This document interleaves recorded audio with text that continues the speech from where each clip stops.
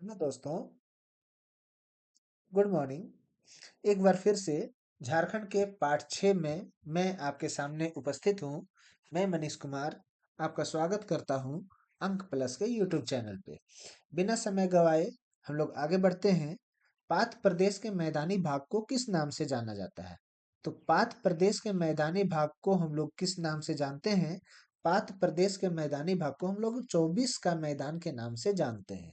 अगला सवाल है, गणेशपुर पात की ऊंचाई कितनी है? तो ये गणेशपुर पात जो है, इनकी ऊंचाई कितनी है सर? इनकी ऊंचाई 1171 मीटर है, 1171 मीटर है। और ये ऊंचाई की जब बात होती है तो ये समुद्र के जल स्तर से ऊंचाई की बात होती है, समुद्र तल से ऊंचाई की बात होती है। नेतरहाट पात की ऊंचाई कितनी है? नेतरहाट पात की ऊंचाई यदि हम लोग देखें तो नेतरहाट जो है वो 1180 मीटर की ऊंचाई पर उपस्थित है। उसी प्रकार यदि मैं जनीरा की बात करूं तो जनीरा की ऊंचाई कितनी है सर? तो जनीरा की ऊंचाई यदि मैं बात करूं तो आप देख सकते हैं 1143 मीटर है।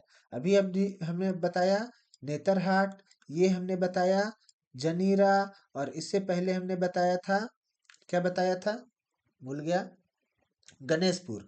गणेशपुर का मैंने कितना बताया था? 1171। ठीक है। तो ये सारा चीज आपको ध्यान में रखना है। ऐसा नहीं है कि आपको भूल जाना है।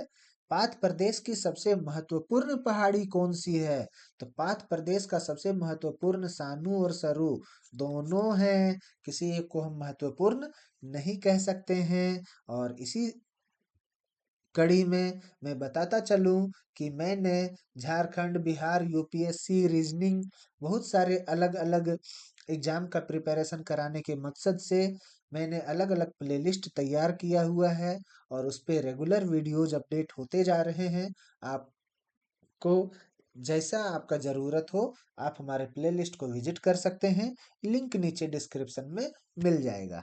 रांची के पठार की औसत ऊंचाई कितनी है? तो रांची के पठार की औसत ऊंचाई 365 मीटर है। यदि मैं बताऊं तो रांची के पठार का अधिकांश भाग किस चट्टान से निर्मित है? तो यहाँ पे आप केवल एक चट्टान का नाम नहीं ले सकते हैं, आपको ये दोनों चट्टान की बात करनी होगी। एक नीस और दूसरा ग्रेनाइट की बात करनी होगी। निम्नलिखित में से कौन सी रांची के पठार की विशेषता नहीं है? इस चीज को ध्यान में रखिएगा। एग्जाम प्रेशर में क्या होता है, लोग ये नहीं पढ़ पाते हैं और जिस वजह से उनका उत्तर गलत हो जाता है। यह पठार उत्तर में दामोदर नदी की धसान घाटी से विभाजित है। बिल्कुल, रांची का पठार जो है उसके उत्तर में दामोदर नदी है। यह पठार रांची जिले के कम उबड़ खाबड़ क्षेत्र में है। बिल्कुल, रांची जिले में कम उबड़ खाबड़ है। ठीक है। यह पठार गुमला जिले में अधिक कटा छटा है। बिल्कुल, गुमला में इनका कटाई जो है वो ज्यादा है। और धरातलीय विषमता काफी कम है, नहीं, काफी ज्यादा है। यही तो आपको दिख रहा है ना, गुमला में बहुत अधिक कटा छटा है, रांची में उबड़ खाबड़ कम है, दामोदर की धसान घाटी से विभाजित है। तो ये तो विषम स्थिति बना रहा है ना जी। तो हम लोग पिछले वीडियो में भी मैंने बताया था कि झारखंड का जो पठार है वो काफी विषमता वाला पठार है। तो यहाँ पे हम लोग आगे बढ़ते हैं। रांची के पठार के ऊपरी भाग को क्या कहते हैं? तो रांची के पठार के ऊपरी भाग को हम लोग टांड के नाम से जानते हैं। ठीक है। हजारीबाग के पठारी क्षेत्र में अधिकांशतः किस प्रकार की चट्टानें मिलती हैं? तो अधिकांशतः जब पूछ रहा है तो अधिकांश तो यहाँ पे ग्रेनाइट और नीस की बात होती है। लेकिन यदि हजारीबाग के जगह कोडरमा होता, यदि ये कोडरमा होता तो हम लोग क्या बात करते? सीधा हम लोग अभ्रक की बात करते। ठीक है। आगे बढ़ते हैं। आगे बढ़ने से पहले मैं बताता चलूं कि मैंने नीचे आपको लिंक दिया हुआ है प्लेलिस्ट का। Computer, English, Hindi, current affair, आपके एग्जाम के लिए जो भी महत्वपूर्ण सब्जेक्ट हैं, महत्वपूर्ण क्वेश्चंस हैं, महत्वपूर्ण एमसीक्यूज हैं, मैंने सभी का चर्चा किया हुआ है और लगातार करता आ रहा हूँ। आप एक बार वीडियो को जरूर विजिट करें, इससे आपको फायदा ही होगा। और किसी भी तरह का सजेशन यदि आपको देना हो तो हमें कमेंट जरूर करें। आगे बढ़ते हुए, निम्नलिखित में से किस क्षेत्र में हजारीबाग पठार विस्तार नहीं है? किस क्षेत्र में हजारीबाग पठार का विस्तार नहीं है सर? तो यहाँ पे आप देखिए, हजारीबाग पठार का विस्तार उत्तर क्षेत्र में आपको जनरली नहीं देखने को मिलेगा। बाकी हम लोग बात करेंगे, हजारीबाग पठार के दक्षिणी छोर पर कौन सी नदी बहती है सर? हजारीबाग पठार के, हजारीबाग मान के चलिए ये है, तो हजारीबाग पठार का दक्षिणी छोर ये हुआ ना, दक्षिणी छोर ये हुआ, साउथ वाला छोर, साउथ का रीजन। तो साउथ में कौन सा नदी बहता है?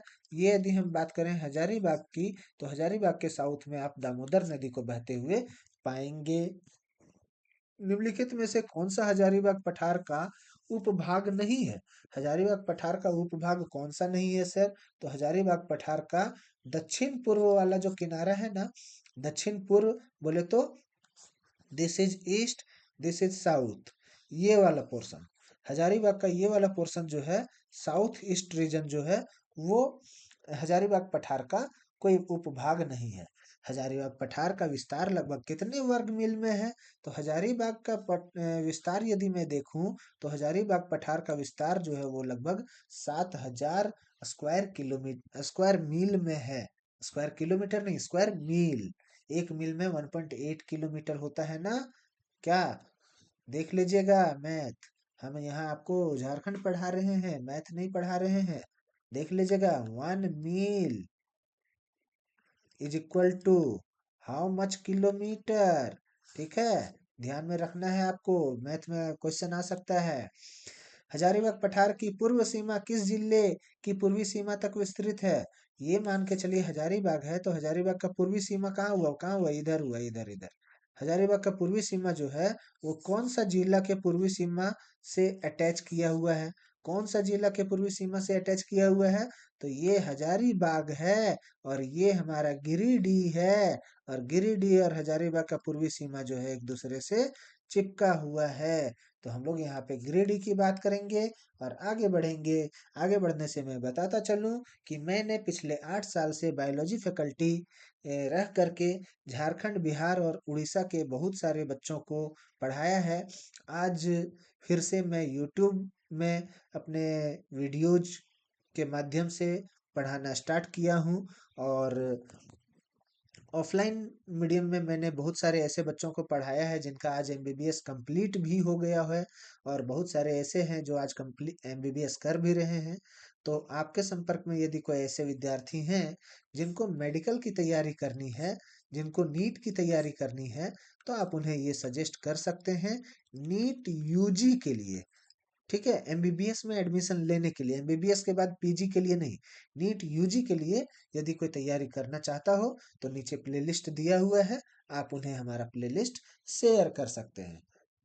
राजमहल की पहाड़ियां तथा संबंधित मैदान छोटा नागपुर पठार के किस भाग में स्थित है? तो राजमहल की पहाड़ियां झारखंड के इस वाले भाग में है, और इस वाले भाग को आप क्या बोलते हैं? इधर देखिए नॉर्थ, इधर देखिए ईस्ट, तो इस वाले भाग को आप बोलते हैं दक्षिणी पूर्वी भाग, नॉर्थ ईस्ट भाग। Sorry sorry sorry sorry sorry sorry, north का मतलब दक्षिण नहीं होता है, नॉर्थ का मतलब उत्तर होता है, उत्तर पूर्वी भाग। ठीक ठीक। राजमहल की पहाड़ी भाग की औसत ऊंचाई लगभग ये 1.5 से 3 किलोमीटर तक जाता है। कहाँ से? समुद्र तल से। 1500 से 3000 मीटर तक। निम्नलिखित में से कौन सी राजमहल की पहाड़ी की विशेषता नहीं है? यह अधिक कटा छटा पठार है। इसका झुकाव पूर्व तथा उत्तर की ओर है, अभी जस्ट इससे पहले वाले क्वेश्चन में पढ़ा। दामोदर नदी की घाटी इसकी पूर्वी सीमा है। नहीं सर, इसका पठारी भाग जोरेसिक काल की बेसाल्ट चट्टानों से ढका है, बिल्कुल। ये कौन सा जोरेसिक? याद कीजिए, किसका? जोरेसिक काल में क्या होता था? आप एक मूवी देखे हैं ना, dinosaur, dinosaur Jurassic period. Movie देखते हैं कि नहीं देखते हैं आप लोग? फिल्म देखा कीजिए, फिल्म देखने से फायदा होता है कभी कभी, हमेशा नहीं। तो जोरासिक पीरियड में डायनासोर की घटना घटी थी, और यही जोरासिक काल के बेसाल्ट चट्टानों से इसका पठारी भाग ढका हुआ है। किसका? राजमहल का, राजमहल की पहाड़ी का। और ये दामोदर नदी घाटी की पूर्वी सीमा है। नहीं, दामोदर नदी घाटी क्या, ये पूर्वी सीमा नहीं है। देख रहे हैं दामोदर नदी ऐसे बह रहा है और ये पूर्वी सीमा नहीं है। तो हम लोग आगे बढ़ते हैं। राजमहल का पहाड़ी भाग किस प्रकार की चट्टानों से ढका है सर? राजमहल का पहाड़ी भाग अभी अभी अभी अभी अभी अभी अभी अभी हमने पढ़ा बसाल्ट ढक के चट्टानों से ढका है। नहीं पढ़ा? ऐसा कैसे बोल सकते हैं आप? देखिए ऑप्शन डी, इसका पठारी भाग जुरासिक काल की बेसाल्ट चट्टानों से ढका है ना। यही तो क्वेश्चन था जी। कैसे आप लोग कहते हैं नहीं पढ़ा? पढ़ा, बेसाल्ट से ही पढ़ा। राजमहल की पहाड़ी के दक्षिण में कौन सी नदी घाटी है? राजमहल की पहाड़ी के दक्षिण में कौन सी नदी घाटी है? तो अभी तो मैंने आपको बताया ना कि ये दामोदर है और इधर में ये चल रहा है क्या, राजमहल की पहाड़ी। तो राजमहल के दक्षिण में क्या चल रहा है? दामोदर ही चल रहा है ना सर। दामोदर दामोदर दामोदर नदी। और इसी के साथ मैं आपको बताता चलूं कि यदि आपको किसी प्रकार का कोई कष्ट हो, किसी प्रकार का कोई